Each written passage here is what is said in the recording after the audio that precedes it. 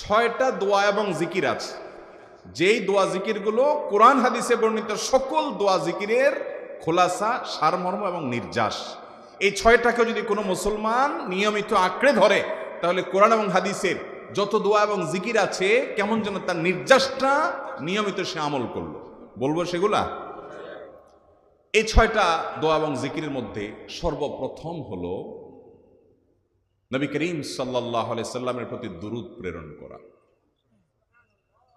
নবীজি সাল্লাল্লাহু আলাইহি সাল্লামের প্রতি দুরূদ প্রেরণ করার আমল এরকম আমল, আপনি যদি সারা দিনে শুধুমাত্র নবীজির প্রতি দুরূদ প্রেরণ করার আমলটাই জিকির হিসাবে সবচেয়ে বেশি করেন, দোয়া হিসাবে যদি এটাই আপনি সারাদিন করতে থাকেন, তো আপনার জন্য যথেষ্ট হবে, আল্লাহর কাছে আর কিছু না চাইলেও চলবে। দুরূদ মানে হলো নবীজির জন্য দোয়া করা। ভাই, আল্লাহ তার হাবিবকে রহম করবেন, আপনার আমার দোয়ার দিকে আল্লাহর তাকানোর কোনো ঠেকা আছে? নবীজি কি আমাদের দোয়ার কোনো মুখাপেক্ষী? কিন্তু আমরা তার জন্য দোয়া করলে ওই চান্সে আল্লাহ তাআলা আমাদের প্রতি অনুগ্রহ করবেন। একবার না, আপনি নবীজির প্রতি একবার রহমতের দোয়া করবেন, একবার দুরূদ পাঠ করবেন, মান সাল্লা আলাইয়া মাররাতান সাল্লাল্লাহু আলাইহি আশরা। নবীজি সাল্লাল্লাহু আলাইহি সাল্লাম বলেছেন, একবার আমার জন্য তোমরা দোয়া করলে, আমার প্রতি দুরূদ পাঠ করলে, আল্লাহ তাআলা তোমাদের জীবনে 10 বার 10 জায়গায় 10 টাইমস তোমাদের উপর আল্লাহ তাআলা অনুগ্রহ করবেন।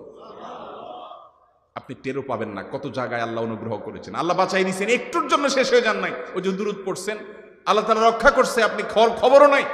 আল্লাহ তাআলা আপনার প্রতি বিশাল একটা দান করছে, আপনি লক্ষ্য করেন নাই। ওই যে দুরূদ পড়ছেন একবার, 10 বার রহমত হবে। এভাবে যত দুরূদ পড়বে সে তত রহমত এবং অনুগ্রহ পাবে। বেশি করে পাঠ করবো তো ইনশাআল্লাহ। সবচেয়ে শ্রেষ্ঠ দুরূদ, সবচেয়ে উত্তম দুরূদ হলো দুরূদ ইব্রাহিম, যেটা নামাজে পড়েন। আর সবচেয়ে সংক্ষিপ্ত দুরূদ হলো সাল্লাল্লাহু আলাইহি ওয়াসাল্লাম। এছাড়া নবীজির প্রতি দোয়ামূলক যে কোনো দুরূদই আল্লাহর কাছে গ্রহণযোগ্য হতে পারে, যদি দুরূদের অর্থের মধ্যে, কথামালার মধ্যে খারাপ কিছু না থাকে। 6টা দোয়া হলো কোরআন হাদিসের শত শত সহস্র দোয়ার নির্যাস এবং খোলাসা। তার 1 নম্বর হলো দুরূদের আমল। করবো না বেশি বেশি ইনশাআল্লাহ? আমার জীবনে বহুবার এমন হয়েছে, বহুবার এমন এমন বিপদ যে দেয়ালে পিঠ থেকে গেছে, এখান থেকে উদ্ধারের কোনো পথ আর চোখের সামনে দেখা যাচ্ছে না। আমি এই আমলটি, এর পাশাপাশি ইস্তেগফারের আমল, যেটা 2 নম্বরে বলবো আমি, এই দুটি আমল কন্টিনিউয়াসলি করে গেছে, হরদম প্রতি নিঃশ্বাসে নিঃশ্বাসে, বাস টয়লেটের টাইম বাদে বাকি ফুল টাইম এটা দুরূদ এবং ইস্তেগফার অব্যাহত রাখছি। আল্লাহ তাআলা এমন ভাবে অলৌকিক ভাবে উদ্ধার করেছেন যে আমার কল্পনায়ও আসে না যে এখান থেকে এভাবে হেল্প হতে পারে। ভাইরা আমার অভিজ্ঞতার 2 পয়সার কোনো মূল্য নাই। আমার অভিজ্ঞতা কি আসলো না আসলো এটাতে কিছু আসে যায় নাই। রহমাতুল লিল আলামিন আল্লাহর রাসূল, আল্লাহর নবী ওয়াদা করেছেন যে আপনার পেরেশানি দূর হবেই হবে ইনশাআল্লাহ। অতএব দুরূদের আমল বেশি বেশি করব না ইনশাআল্লাহ। নাম্বার 2, ইস্তেগফার। এটাও বেশি বেশি করতে হবে, কারণ ইস্তেগফার সম্পর্কে কোন কোন হাদিসের ভাষ্যের মধ্যে মান লাজিমাল ইস্তেগফার ভাষ্য এসেছে, অর্থাৎ যে ব্যক্তি ইস্তেগফারকে আঁকড়ে ধরবে, এটাকে কন্টিনিউয়াসলি করবে, ইস্তেগফার কখনো ছাড়বে না, সবসময় তার মধ্যে ইস্তেগফার অব্যাহত থাকবে, ওই ব্যক্তিকে আল্লাহ রাব্বুল আলামিন বিভিন্ন পেরেশানি থেকে সারপ্রাইজড হওয়ার মতো এমন এমন পথ বের করে দিবে যে সে চিন্তাও করে নাই। তার পেরেশানি থেকে মুক্তির পথ আল্লাহ তাআলা দেখায় দিবে। ইস্তেগফার কিভাবে করবেন ভাই? ইস্তেগফার এমন একটা আমল, এটা ছাড়া তো আমাদের উপায় নাই ভাই। ইস্তেগফার আমাদের দুনিয়ার পেরেশানি দূর করবে, আখিরাতের পেরেশানি দূর করবে। রুটি রুজি নাই, চাকরি নাই, ইনকাম নাই, ব্যবসা খারাপ যাচ্ছে, পেরেশানি হচ্ছে, ইস্তেগফার ধরো, কি হবে? 1 নম্বর লাভ হলো আল্লাহ মাফ করে দিবেন গুনাহ। ইউরসিলিস সামা আলাইকুম মিদরারা, যাতে ফসল ভালো হয়, রিজিক ভালো হয়, সেই ব্যবস্থা আল্লাহ করবেন। ওয়ায়ুমদিদুকুম বিআমওয়ালিন ওয়া বানিন, ছেলে মেয়ে হয় না অথবা ভালো ছেলে মেয়ে নাই, আল্লাহ তাআলা নেক সন্তান দিয়ে তোমাকে শক্তিশালী করবেন, সম্পদ দিয়ে শক্তিশালী করবেন। ওয়াজআল লাকুম জান্নাতি ওয়াজআল লাকুম আনহারা, আল্লাহ তাআলা প্রসবন দিবেন, ফসল দিবেন, বরকত দিবেন রুজিতে। কিসের মাধ্যমে? ইস্তেগফার। ভাইরা আমার, ইস্তেগফার সকল সমস্যার সমাধান। ইস্তেগফারের ভিতরে সবচেয়ে শ্রেষ্ঠ ইস্তেগফার হলো সাইয়্যিদুল ইস্তেগফার। সাইয়্যিদুল ইস্তেগফারটা যদি মুখস্থ না পারেন, অন্তত লিখিত ভার্সনটা পড়েন। সাইয়্যিদুল ইস্তেগফারের যে অর্থ, এটার যে মর্ম, বড় হৃদয়গ্রাহী ভাই, বড় মর্মস্পর্শী। ইমানদার এটার অর্থের দিকে তাকায় যদি পড়ে, তো তার অন্তর না গলে পারে না। ভাইরা আমার, অর্থের দিকে লক্ষ্য করে করে মর্মটা বুঝে বুঝে একটু সাইয়্যিদুল ইস্তিগফার পড়েন, লেখা দেখে দেখে পড়েন, ইউটিউব থেকে দেখে দেখে পড়েন, কিন্তু পড়েন। এটা হলো বড় ইস্তিগফার।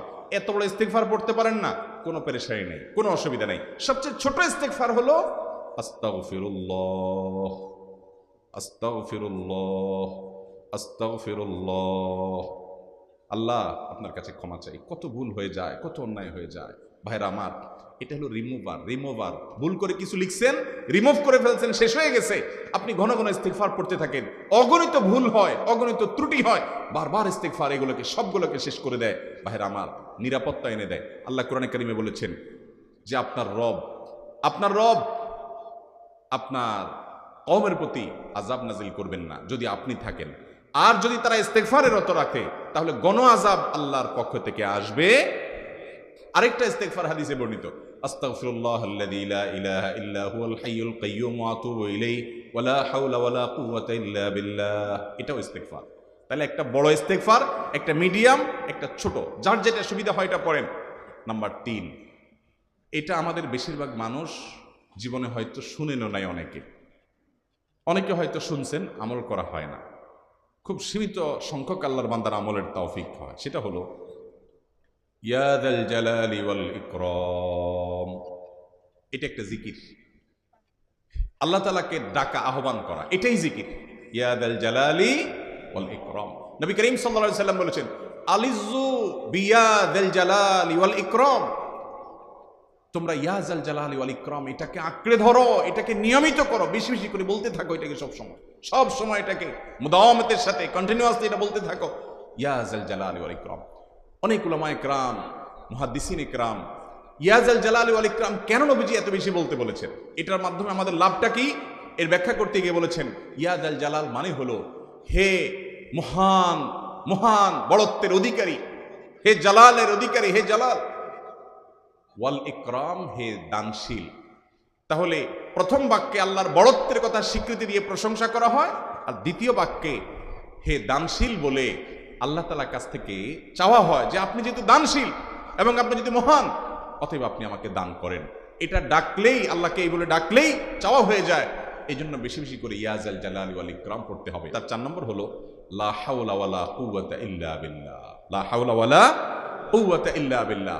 লা হাওলা ওয়ালা কুওয়াতা ইল্লা বিল্লাহ, এটা হলো সারেন্ডার করা, আল্লাহর কাছে সারেন্ডার করা, আত্মসমর্পণ করা। মানে আল্লাহ ছাড়া কোনো ভালো কাজ করার ক্ষমতা কারণ নাই, করার তৌফিক দেওয়ার ক্ষমতা কারণ নাই, আর পাপ থেকে বাঁচানোরও ক্ষমতা কারণ নাই। এই জন্য আমি কেমন যেন আল্লাহর কাছে সারেন্ডার করছেন, লা হাওলা ওয়ালা কুওয়াতা ইল্লা বিল্লাহ। কোন অবস্থা, কোন সামর্থ্য, এগুলো কারোর কাছে নাই, শুধুমাত্র কার কাছে আছে? আল্লাহর কাছে আছে। এই অর্থ বুঝে আপনি লা হাওলা ওয়ালা কুওয়াতা ইল্লা বিল্লাহ বেশি বেশি পাঠ করবেন। নবী করিম সাল্লাল্লাহু আলাইহি সাল্লাম বলেছেন, তোমাদেরকে কি আমি জান্নাতের একটা ভান্ডারের খবর দিব, যেটা জান্নাতের ভান্ডার, সওয়াব টওয়াব না, সাধারণ অল্প স্বল্প সওয়াব না, পুরো জান্নাতের ভান্ডারের সন্ধান দিয়ে দিব। সাহাবা ইকরাম তো চাইতেনই সেটা। নবীজি সাল্লাল্লাহু আলাইহি সাল্লাম তখন বলেছেন যে লা হাওলা ওয়ালা কুওয়াতা ইল্লা বিল্লাহ, এটা হলো কানজুম মিন কুনুজিল জান্নাহ, জান্নাতের ভান্ডার সমূহের মধ্যে থেকে একটা বড় ভান্ডার হলো লা হাওলা ওয়ালা কুওয়াতা ইল্লা বিল্লাহ। অতএব এই আমলটাও বেশি বেশি করবেন। 4 নম্বর আমল হয়ে গেল। 5 নম্বর আমল হলো দোয়া ইউনুস। দোয়া ইউনুস জানা আছে তো? লা ইলাহা ইল্লা আনতা সুবহানাকা ইন্নী কুনতু মিনাজ জালিমিন। ভাইরা আমার, অর্থের দিকে তাকায়া মাঝে মধ্যে মোবাইল টোবাইল সব ফালায় রেখে একটু আল্লাহর সাথে কথা বলবেন, আল্লাহর সাথে একটু কানেক্টেড হওয়ার চেষ্টা করবেন, আল্লাহর সাথে একটু সংযুক্ত হওয়ার চেষ্টা করবেন। ডিসকানেক্টেড তো পুরো লাইফটা কাটাই দিলেন, একটু কানেক্টেড হওয়ার চেষ্টা করেন। প্রতিদিন কিছু সময় বসে একটু জিকির করেন, চলতে ফিরতে একটু আল্লাহকে সময় দেন। আপনি উপকৃত হবেন, আপনার কলব জিন্দা হবে, আমল নামা সওয়াবে পরিপূর্ণ হবে। লা ইলাহা ইল্লা আনতা সুবহানাক ইন্নী কুনতু মিনাজ জালিমিন। অর্থের দিকে তাকান, কত মর্মস্পর্শী। লা ইলাহা ইল্লা আনতা, আল্লাহ আপনি ছাড়া কোনো সত্যিকারের মাহবুদ নাই, উপাস্য নাই। সুবহানাক, আপনি পবিত্র, আমি আপনার পবিত্রতা জ্ঞাপন করছি। ইন্নী কুনতু মিনাজ জালিমিন, তবে আমি সেসব মানুষদের অন্তর্ভুক্ত যারা নিজের প্রতি নিজে জুলুম করেছে, অবিচার করেছে, অন্যায় করে আমার নিজের পায়ে নিজে কুড়াল মেরেছি বহু। এই বাক্য পাঠ করার পর ইউনুস আলাইহিস সালামকে শুধু রক্ষা করেছেন আল্লাহ তাই নয়, আল্লাহ বলেছেন একইভাবে তাকে যেরকম রক্ষা করেছি, এই বাক্য যদি কেউ পড়ার মতো পড়ে হক আদায় করে পড়ে, মনের গভীর থেকে পড়ে, মর্ম উপলব্ধি করে পড়ে, নিয়মিত পড়ে, ওয়াকাযালিকা নুনজিল মুমিনিন, ঈমানদারদেরকে আমি রক্ষা করে দেব এভাবে। ভাইরা আমার, আমরা বিপদ আপদে পড়লে হুজুরদের কাছে চলে যাই দোয়ার জন্য। অনেকে মাজারে চলে যায়, সেখানে মানত করে, টাকা পয়সা দেয় বিপদ উদ্ধার করার জন্য। কপাল পোড়া জানে না ও কার গোলাম, ও আরশ আজিমের মালিকের গোলাম, তার সাথে ডাইরেক্ট কানেক্টেড হওয়ার সুযোগ আছে, শুধু ইউজ করলেই হয়, সুইচ দিলেই হয়। কপাল পোড়া জানে না, ডানে বামে গিয়ে নিজের আমল বরবাদ করে, ইমান বরবাদ করে, তাওহীদ নষ্ট করে। ভাইরা আমার, তাহলে যে কোনো সমস্যা ফিল করি অথবা স্বাভাবিক অবস্থাতে দোয়া ইউনুস পাঠ করব। 6 নম্বর হলো সুবহানাল্লাহ, আলহামদুলিল্লাহ, লা ইলাহা ইল্লাল্লাহ, আল্লাহু আকবার। এই বাক্যগুলো দেখবেন ঘুরে ফিরে নবী করিম সাল্লাল্লাহু আলাইহি ওয়াসাল্লাম সারাদিন পড়তেন। 5 ওয়াক্ত নামাজের পরে 33 বার দেখবেন। আবার দেখবেন সকাল সন্ধ্যায় সুবহানাল্লাহি ওয়া বিহামদি 100 বার, সুবহানাল্লাহি ওয়াল হামদুলিল্লাহি আল্লাহু আকবার 100 বার। আবার এগুলো মাঝে মধ্যে 10 বার, রাতের শোয়ার সময় 33, 34 বার। বিভিন্ন সময় দেখবেন ঘুরে ফিরে এই সুবহানাল্লাহ, আলহামদুলিল্লাহ, লা ইলাহা ইল্লাল্লাহ, আল্লাহু আকবার, এগুলো একটা মিজানের পাল্লাকে পরিপূর্ণ করে দেয়। কোনোটা আসমান এবং জমিনের মধ্যবর্তী জায়গায় সওয়াব দিয়ে পরিপূর্ণ করে দেয়। এত বেশি ফজিলতপূর্ণ জিকির।